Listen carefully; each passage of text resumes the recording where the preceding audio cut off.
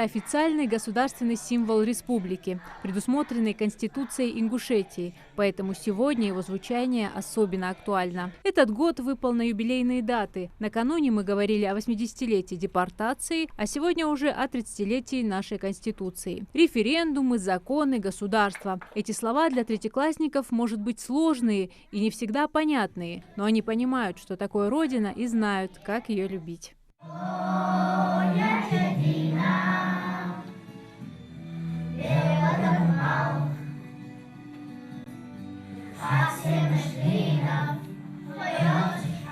Педагоги считают, что патриотическое воспитание нужно прививать с ранних лет. Чтобы ребенок полюбил Родину, ему необходимо рассказывать о ее особенностях, что она дает гражданину. Что же касается детей, согласно Конституции, у них есть право на бесплатное образование и здравоохранение. Также дети защищены государством, и их, к примеру, нельзя заставлять работать. Каждый гражданин имеет право на сохранность жизни и имущества.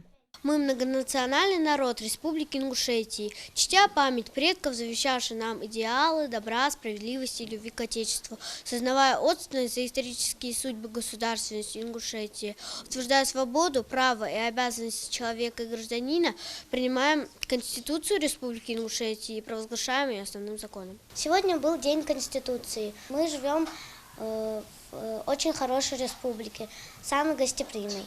Мне очень понравился сегодняшний праздник, что к нам пришли многие гости.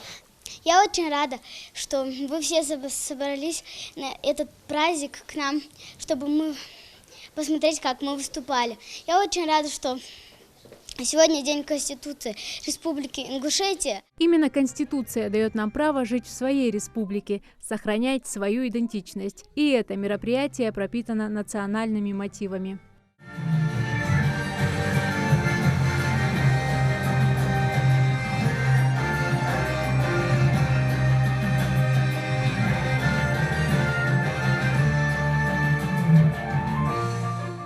Классный руководитель отмечает, что дети ответственно готовились к этому дню и получили массу положительных впечатлений от сегодняшней встречи. Такие мероприятия мы проводим ежегодно.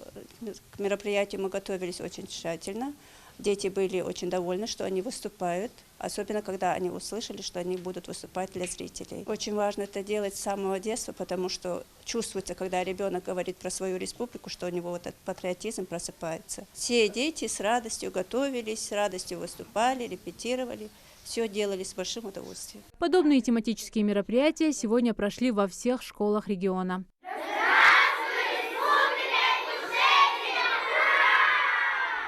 Зарема Ивлоева, Султан Магушков, Магаз 24.